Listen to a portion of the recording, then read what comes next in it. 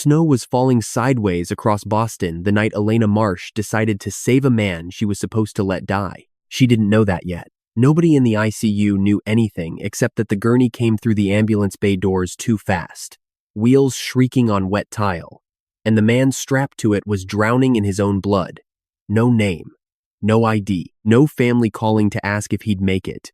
Just a John Doe with 2 bullet holes in his chest and a pulse so faint the monitor kept flatlining and catching itself over and over, like a heart arguing with death. BP's crashing, he's losing it. Where's the trauma attending? Snowed in.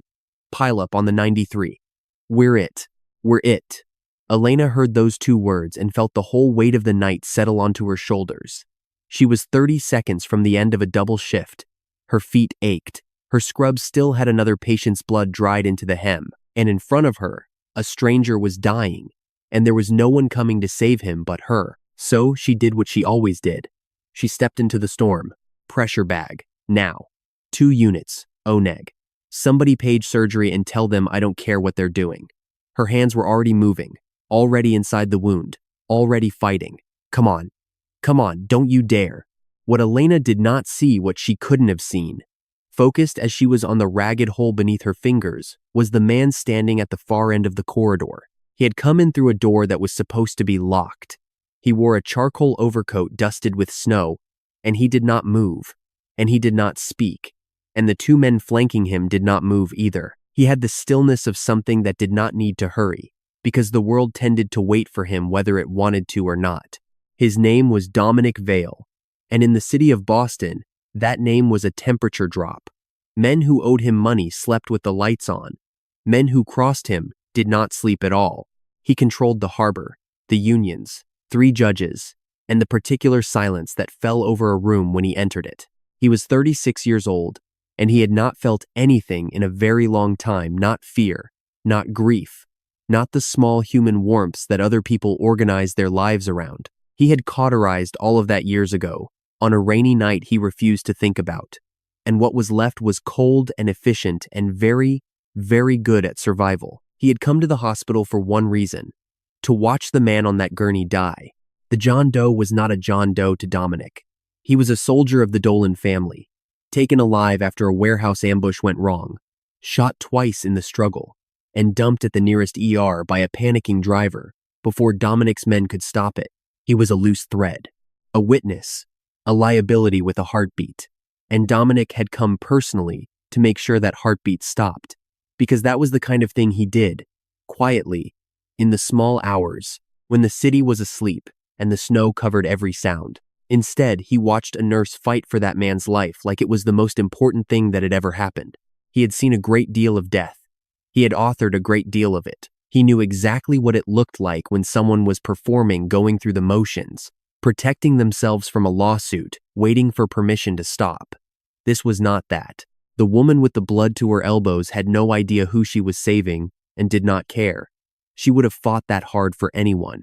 She counted compressions in a low, fierce whisper, and when the monitor caught its first steady rhythm, she exhaled like she'd been the one shot and pressed the back of her wrist to her forehead, leaving a smear of someone else's blood across her own skin. Something in Dominic Vale, something he'd assumed was scar tissue all the way through, shifted. He turned and walked out into the snow without a word. The man he'd come to kill would live. He found, to his own quiet astonishment, that he no longer cared. The nurse, though. The nurse he could not stop thinking about. The strange thing started 3 days later. The first was small enough that Elena almost missed it. She left the hospital at 6 a.m. into a gray dishwater dawn, and a black SUV was idling across the street, and it was still there, or one exactly like it when she came out the next morning. She told herself it was nothing. This was a city. Cars idled. Then the guard appeared. A broad, silent man who was suddenly always in the lobby of her building, nodding at her like they were acquainted, holding the door with a courtesy that made the hair on her neck stand up. When she asked the super who'd hired new security, he looked at her blankly. There was no new security. There was just a man in her lobby who left the moment she pressed him and returned the moment she was gone. Then the rent. Elena was 2 months behind. She'd been 2 months behind for a long time because every spare dollar she had went to a hospital in a different wing of a different building, where her 19-year-old brother Danny was fighting leukemia, one brutal round of chemo at a time. She had a system of avoiding her landlord that involved timing, luck, and prayer. So when she opened her account to figure out which bill to sacrifice this week, and saw that her balance was not negative but times comfortable, and that her rent was marked paid ahead, 3 months she sat down on the kitchen floor and could not breathe. Someone was in her life. Someone with money and reach and patience. Someone who moved through the world the way weather moves, arranging things, leaving no fingerprints. And Elena, who had spent her whole life being the one who took care of everyone else, felt the ground tilt under her, because for the first time she was the one being watched over and she had no idea by whom or why or what it would cost. The answer came on a Thursday, in her locker. She spun the combination out of habit, pulled the door open, and a plain manila folder slid out and hit the floor of the break room, spilling its contents across the linoleum. Elena knelt to gather them and then stopped, one hand hovering, because the photographs looking up at her were of times her. Her, walking to the tea in the snow. Her, buying coffee. Her, laughing with a coworker in a window she didn't remember sitting in. Her, asleep on the bus, cheek against the cold glass, unaware. Dozens of them. Months of them. A life she'd thought was invisible, cataloged by a stranger's lens, every ordinary moment of it seen and kept. And beneath the photos, a single sheet of paper, a wire transfer confirmation, a recurring one, 11 months of them, payable to Massachusetts General Hospital Oncology. Reference: Patient Marsh D., the anonymous donor, the one the billing office had told her about, with a shrug times some charity, honey, don't ask questions, just be grateful times the miracle she had thanked God for on her knees, more nights than she could count. The reason her brother was still alive? It wasn't God. It wasn't a charity. It was him. Elena's hands were shaking so hard the paper rattled. Fury and terror and a horrible, unwanted gratitude fought in her chest. And under all of it was a single question that she knew. With a cold certainty, she was not going to survive not asking, "Who are you? And why are you doing this to me?" She got her answer sooner than she wanted. She always did. After that, he was waiting in the parking garage, not lurking. Dominic Vale did not lurk. He stood beside a black car under a flickering sodium light, hands in the pockets of that charcoal coat, snow melting in his dark hair, and he watched her come toward him across the empty concrete with the folder clenched in her fist like a weapon. He did not look like a man who had spent 11 months paying for a stranger's chemotherapy. He looked like a man who had never asked anyone for anything in his life and did not intend to start. Elena stopped 6 feet from him. Close enough. Her heart was slamming, but her voice, when it came, was steady. And that steadiness was the first thing that told Dominic she was not going to be like everyone else. "You've been following me." Yes. No apology, no performance, just the flat truth, delivered in a low, unhurried voice that seemed to lower the temperature of the whole garage. "You've been paying for my brother's treatment." Yes. Why? The word cracked out of her, raw. "I don't know you. I have never met you. You have hundreds of pictures of me sleeping on a Times bus times. Do you understand how that I should be calling the police right now?" Something moved behind his eyes. Not fear. Amusement, almost. And beneath it, something more careful. "You won't. Don't tell me what I'll do. You won't," he said again, gently, "because you've already realized that whoever I am, I'm the only reason your brother is alive, and you're trying to decide whether that makes me a monster or a miracle." He tilted his head, studying her the way a man studies weather he doesn't understand. "The truth is, it makes me both. You'll get used to it. I will times not times get used to it." She hurled the folder at his feet, the photograph scattered across the wet concrete, images of her own unguarded face staring up at both of them. "Take your money back. Take your time stalking. I don't want it. I'll find another way to pay for Danny. I always have."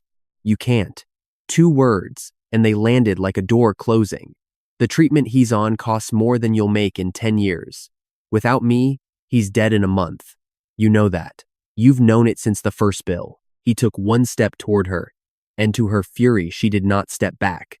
"So no, you won't call the police, and you won't stop me, and you won't say another word about giving the money back." Because you love your brother more than you're afraid of me, and I am counting on that." The silence between them was enormous. Snow ticked against the concrete ceiling somewhere. Elena felt the trap of it close around her, the impossible gratitude, the violation, the debt, and hated him, and could not walk away. "What is your name?" she said finally. Not a question, a demand. For the first time, something almost human crossed his face. Dominic Vale. He watched her recognize it. Everyone in Boston recognized it. He watched the fear arrive in her eyes. The real kind. The kind that had kept him safe and alone for years. And then he watched her do the thing that changed everything. The thing that no one had done to him in longer than he could remember. She lifted her chin, and she stayed. "The man I saved," she said slowly. "The one with no ID. He was yours, wasn't he? That's how this started. You were times there." Dominic went very still. "He wasn't mine," he said at last. And his voice had changed, gone quiet in a way that made his men, watching from the shadows, exchange a glance, because they had never heard their boss sound like that. "He was the enemy. I came to that hospital to watch him die. Elena." Her name in his mouth was a soft, dangerous thing. "And instead, I watched you. That's what you did. You reached into a dying stranger, and you fought for him like he was worth saving, and you didn't know his name and you didn't care." He looked at her like she was a language he'd forgotten he could speak. "I have spent my entire life around people who calculate. I did not know anyone still did what you did. I haven't been able to stop thinking about it since." The confession hung there, terrible and intimate, in the cold. Elena did not have an answer. For the first time in the conversation, neither of them did. And in that silence, the snow, the flickering light, the scattered photographs of her own sleeping face, something began between them that neither one was going to be able to stop. The thing about saving a man with no name is that eventually, someone comes looking for him. The Dolan family had spent 3 days believing their captured soldier was dead, which was fine, which was manageable. What they could not tolerate was the discovery that he was alive in a Boston ICU, drugged and stitched and times talking, and that a night nurse named Elena Marsh had seen his face, held his hand, and could put him in that hospital on the night the whole city was pretending nothing had happened at the harbor. Cormac Dolan did not tolerate loose ends.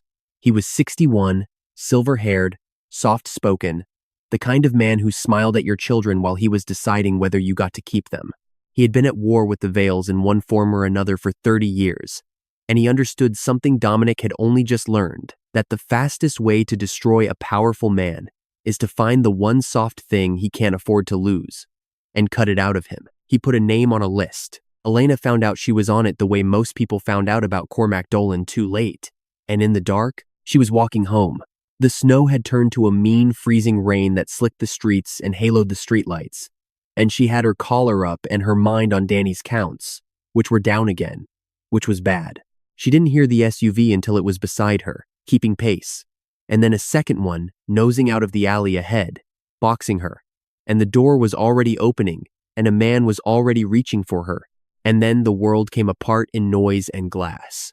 She would never be able to reconstruct the next 90 seconds cleanly. She remembered being yanked sideways, an arm like an iron bar across her chest, a body between her and the muzzle flash times his times body. She'd know it anywhere now. The charcoal coat, the low fast voice in her ear saying times down, stay down, I've got you. She remembered the shriek of tires and the flat concussive slam of gunfire in a way that television had never prepared her for. The wrongness of it, the way it went straight through her sternum. She remembered a windshield turning white and spidered. She remembered Dominic Vale rising over her like something out of an old dark story, unhurried even now, returning fire with a stillness that was more frightening than any rage. And she remembered thinking, absurdly, he is not afraid. Why is he not afraid? And then the SUVs were gone, tearing away into the rain, and it was just the two of them on a wet Boston sidewalk, and she was pressed against a wall with his body shielding hers and his heartbeat hammering against her back, the only part of him that betrayed anything at all. He turned her around. His hands moved over her fast and rough and impersonal, checking arms, ribs, throat for blood that wasn't his.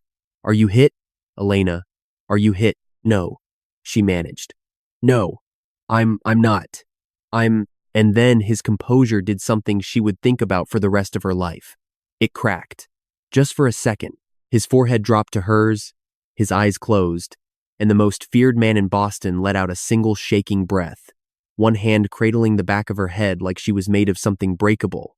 And he said, so quietly she almost missed it, I can't. He stopped. Started again. I nearly wasn't here in time. The man who feared nothing was terrified. And it was because of her. He took her to a safe house. She did not fight him, which told her something about her own state of mind. It was a cold, beautiful place on the harbor, all glass and gray stone, fog rolling off the black water outside the windows. He gave her dry clothes and made her tea with his own hands, a strange, domestic thing to watch a killer do, and when she couldn't stop shaking, he wrapped a blanket around her shoulders and sat across the room from her, deliberately not close, giving her the distance he'd apparently decided she needed. They'll try again, he said. Cormac Dolan does not miss twice. As long as that man in the hospital can be tied to the harbor, and as long as you can tie yourself to him, you are a thread he needs to cut. I'm sorry. He didn't look away when he said it. This is my fault. My war reached you. It shouldn't have. Why me? Elena's voice was small in the big room. Of all the people you could have, why did you keep watching me? Why did you pay for Danny? You're telling me you saw me save a man once, and that's times it. That's the whole. Dominic was quiet for a long moment. The fog pressed at the glass. When I was a boy, he said, my mother was the only person in my life who was kind for no reason. She'd give money to people who could do nothing for her. She'd sit with dying men no one else would touch. My father used to say it was a weakness, that the world would eat her alive for it. He turned his glass slowly in his hand. The world did. And I decided her way of being was a mistake I would never repeat. I made myself into something that could survive here, and I was good times at it, Elena. I have not regretted it once in 20 years. He looked up at her, and then I stood in a hospital corridor and watched you, and it was like watching her. I thought I had killed that part of the world. I thought it was gone. And you were just standing there, being it, like it had never left at all. Elena did not know what to say, so she crossed the room and sat down beside him, closer than she had to. And after a moment carefully, like a man diffusing something, he let his shoulder rest against hers. Neither of them said anything else. Outside, the fog moved over the black water, and for a little while, in the most dangerous place she'd ever been, Elena Marsh felt safe. That was the moment she should have run. She knew it even then. She didn't. The days that followed were a slow, dangerous unspooling. He would not let her leave, and she would not let him keep her from her patients. And so they compromised in the way that people compromise when they are lying to themselves about what they want. He simply came with her, a convoy to the hospital, men in the corridors, and Dominic Vale, who had never in his life waited on another human being, learned the rhythm of her ICU, learned to sit unspeaking in the family lounge for the length of a 12-hour shift, watching through the glass as she moved from bed to bed, doing the small, brutal, impossible work of keeping strangers alive. He watched her hold the hand of a frightened old man with no visitors. He watched her cry. Once, in the stairwell, when she thought no one could see, over a patient she'd lost, and then wash her face and go back out and do it again. He had built an empire on the certainty that mercy was a fatal flaw. He was, day by day, coming undone. And she was coming undone too, though she fought it harder, because she saw the other side of him. She saw the ledger of favors and threats. She saw men come to that safe house pale and leave paler. She overheard, once, a phone call in a language she didn't know that ended with a name and a single flat word. And she understood that the word had been a sentence and that somewhere in the city, because of it, a man was going to die. She knew exactly what Dominic Vale was. And still, when he stood too close in the kitchen and reached past her for a glass, when his hand came to the small of her back to steer her through a doorway and lingered a half-second too long, when she caught him looking at her across a room with an expression that had nothing cold in it at all, still, her whole body leaned toward the danger of him, and she hated herself a little, and she did not stop. There was a night it almost broke open, a storm, the power flickering, the two of them in the dark kitchen too close, and she felt his hand come up to her face, his thumb brushing her cheekbone, his breath uneven. Dominic Vale, uneven times, and she turned her face up to his, and every inch of the space between them was on fire, and he stopped. He stopped with his mouth an inch from hers, and she felt his restraint like a physical thing, a wall he was holding up with both hands. "Not like this," he said roughly. "Not while you're afraid of me. I won't be one more thing that happened times to times you." He stepped back, and it visibly cost him. "When you come to me, it's going to be because you decided to, not because you were cornered, not because you owed me. I've had a lot of things I bought and took. I'm not going to buy or take you." And that restraint, that one shred of honor in a man made of dishonor, was the thing that undid Elena completely. The hidden truth came the way the worst truths always do, at the worst possible moment, from the mouth of a stranger. The man she'd saved, the John Doe, the Dolan soldier, was well enough to talk now, and the FBI wanted him, and the Dolans wanted him dead, and Dominic wanted him gone from the board entirely. So, on a snow-heavy night, Dominic went to the hospital himself, with Elena, to move him quietly into protective custody before Cormac's men could finish the job. Elena walked into that hospital room ahead of him and stopped cold, because the man in the bed, thinner now, grayer, but unmistakable, turned his head and looked past her at the doorway, at Dominic filling it, and his face did something no enemy's face should do. It crumpled, into grief, into disbelief, into a name. Dom? The glass Dominic was holding hit the floor. Elena would remember the sound of it forever, the small, bright shatter, and then the silence, the enormous, terrible silence, as the most controlled man she had ever known stood frozen in the doorway of a hospital room and stared at a ghost. "You're dead," Dominic said. His voice was not his own. "I buried you. I carried your I times buried times you, Michael." Michael, his brother. The brother the whole city knew Dominic Vale had lost 3 years ago.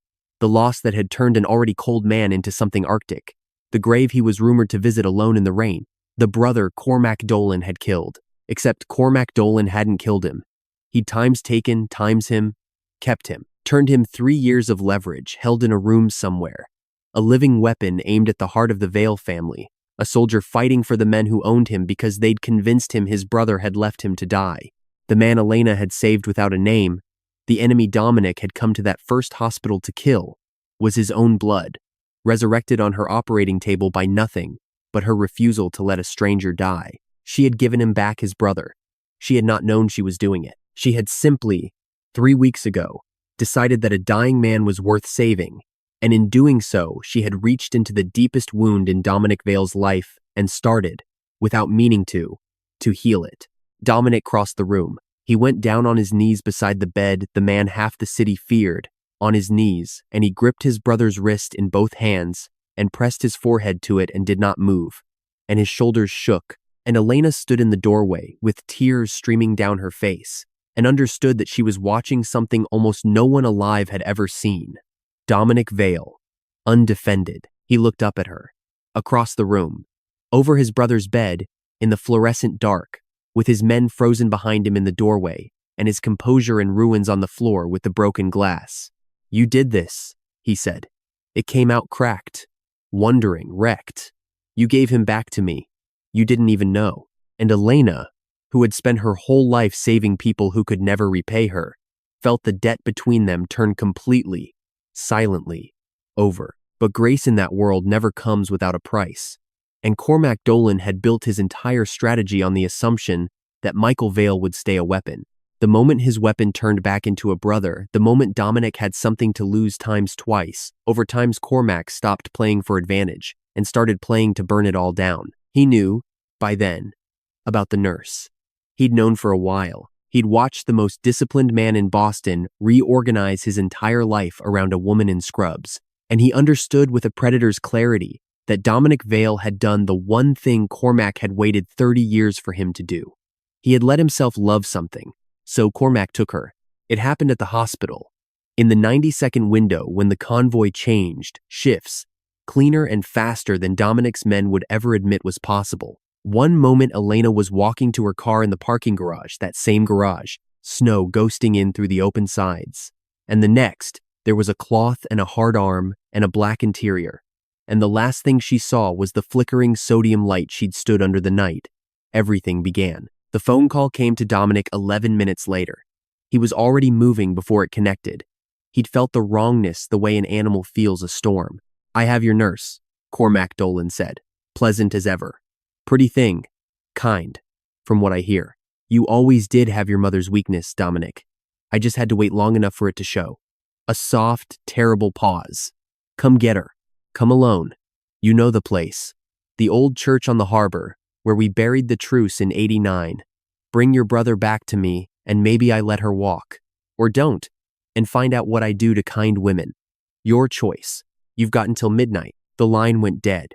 And Dominic Vale, who had spent his whole life being the calmest man in every room, who had built an empire on never once letting the world see what he wanted, stood in the wreckage of a plan he'd thought was airtight, and for one white instant, felt something he had not felt since he was a boy at his mother's grave.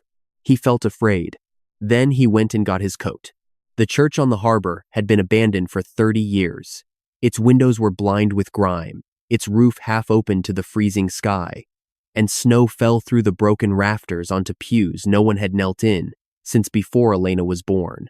They'd tied her to a chair near the ruined altar, and Cormac's men ringed the walls, and Cormac himself sat in the front pew like a patient parishioner, watching the door, waiting for the man he'd spent his whole life trying to break. Elena was not as afraid as she should have been. She'd noticed that about herself over the last weeks, this dangerous new calm.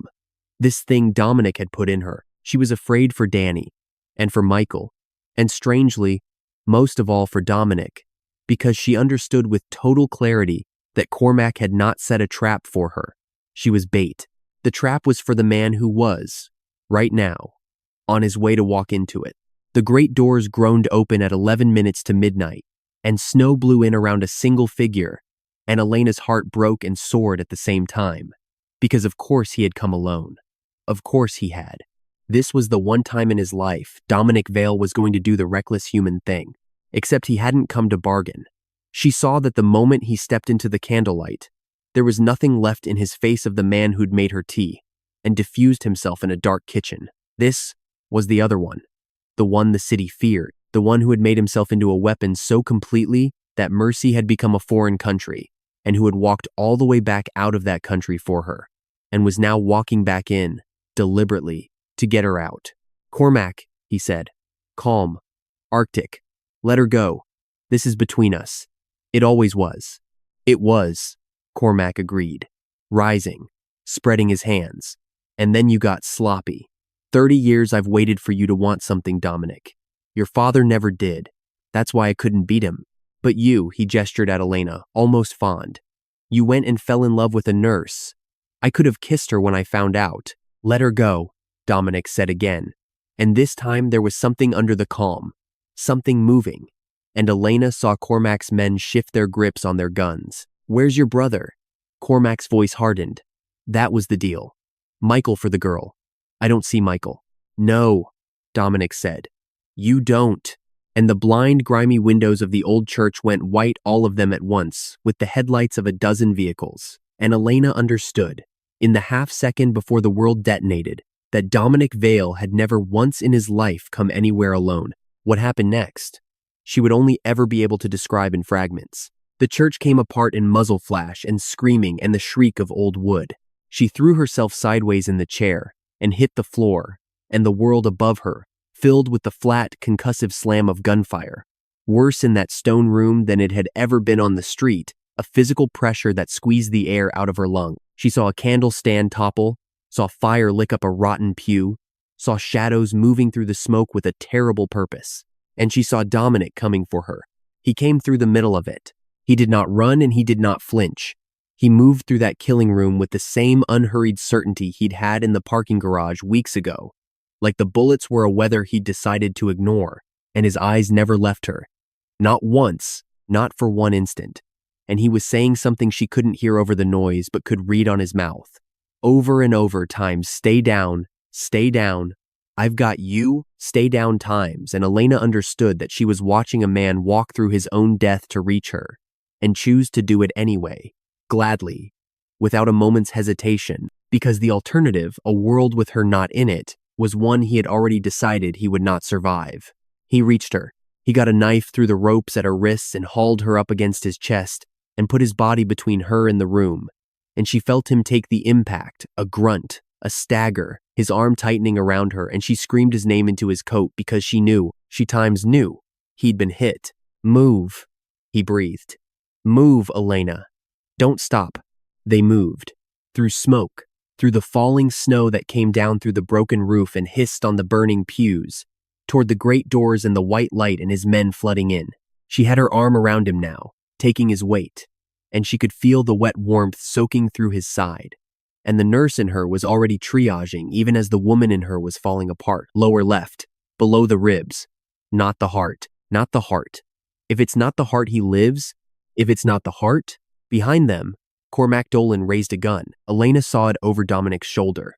She saw the old man's face, no longer pleasant, stripped down to 30 years of hatred, taking aim at the back of the one man he'd never been able to beat. She saw it, and there was no time to warn him and no time to move him, and so she did the only thing she had ever known how to do. The thing that had started all of this, the thing that was simply times who she was, she put herself in the way.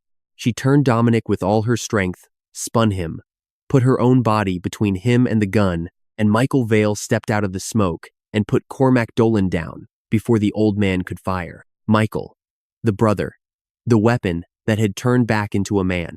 He'd come in with the others, of course he had. Of course Dominic had brought him. The one card Cormac never imagined he'd play, and he stood over the man who'd stolen 3 years of his life, and he lowered the gun, and he looked at his brother holding the bleeding nurse in the snow-lit ruin of a church, and something in the Vale family that had been broken for a very long time was, finally, whole. Then Dominic's knees went, and Elena went down with him, easing him to the cold stone floor, and the nurse took over completely. He nearly died on the floor of that church. She would tell him later, once he was well enough to be furious about it, that he'd had no business surviving, that the only reason he had was that some idiot night nurse happened to be pressing both hands into the wound and screaming for a med bag before he'd even finished falling. But that was later. In the moment, there was only Elena on her knees in the blood and the snow, her whole body one steady point of will, doing the thing she'd done the first night he ever saw her, fighting for a life like it was the only thing in the world that mattered. Except this time she knew the name. This time it was times his. Don't you dare, she told him. Fierce, low. Exactly the way she'd told a stranger 3 weeks ago. Don't you dare, Dominic Vale. I did not go through all of this for you to bleed out on a church floor. You stay. You times stay. Look at me. Look at me and stay. And Dominic Vale, who had never in his life obeyed anyone, looked at her. He looked at her the way he had across his brother's hospital bed. Undefended. Everything he'd spent 20 years burying alive right there in his eyes for her to see. And through gray lips, over the noise, in the falling snow, he said the thing he had refused to say in a dark kitchen, the thing he'd been too honorable to say while she was afraid of him, the thing he could apparently only finally say now that he was dying and had nothing left to protect it with. I decided, he whispered. You said when you came to me it would be because you decided. A ghost of that Arctic composure, breaking into something soft. I'm deciding. I chose you the first night. I've been choosing you every day since. Whatever I am, it's yours. It was always going to be. Stop talking, she sobbed, hands slicked to the wrist. Stop talking and times breathe. You can tell me all of it. You can tell me every day for the rest of your life, but you have to live to do it. Do you hear me? You have to times live. And he lived. He lived, and the war ended. Because Cormac Dolan had been the war, and Cormac Dolan was gone. He lived, and Michael Vale came home, really home, slowly, the way a man does when he has to learn all over again that his brother did not abandon him, that the story he'd been fed for 3 years was a lie, that he was loved. He lived. And one gray morning, weeks later, Elena walked into a different hospital room in a different wing and found her brother Danny sitting up, laughing at something on his phone, his counts finally times climbing, because the anonymous donor had never stopped. Not once, not even from a hospital bed with a bullet hole in his side. And on a clear, cold night, when Dominic was well enough to stand, he took her up to the roof of the glass house on the harbor, where the whole lit city spread out under them, and the black water moved far below, and he did not stand too close, and he did not reach for her, because he had promised her once that he never would until she came to him. So Elena Marsh looked at the most feared man in Boston, the killer, the monster, the miracle, The man who had walked through his own death for her and knelt in his own blood for her and given her back her brother's life and taken a bullet meant for the world's cruelty and turned it, somehow, into the safest she had ever felt. And she made her decision. She closed the distance herself. She took his face in both her hands, the same hands that had saved a stranger and started all of this. And she kissed him, there on the roof above the Black Harbor, with the snow beginning again all around them, soft now, gentle, falling on the two of them like the city itself had finally exhaled. He kissed her back like a man who had been cold his entire life and had just, at last, been let in from it. "I'm never going to be a good man," he murmured against her mouth. "Honest even now. I can't be. Not in this world. But I will burn it down before I let it touch you. You understand that. Whatever it costs, whatever I have to become, you will always be the one thing." Kaneda's voice caught. This man who feared nothing. "The one thing I can't lose." "I know," Elena whispered. And she did. She'd always known. Since the parking garage, since the folder, since the first black SUV in the falling snow. "I'm not asking you to be good, Dominic." She pulled back just far enough to look at him, really look.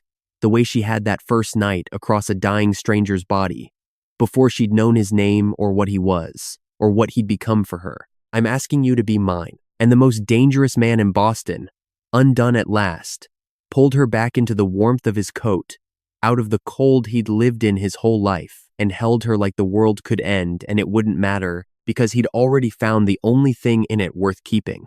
The snow fell over the harbor. The city glittered, dark and dangerous and beautiful, full of men who feared his name and would never once guess that somewhere above them, on a rooftop in the falling snow, the coldest man they knew was holding a night nurse, like she was the only warm thing left in the world. She was. She always would be. And somewhere across the city, in a penthouse none of them knew about yet, a different family was already whispering the name times Vale times and asking, in the dark, about the woman he loved. But that is another story.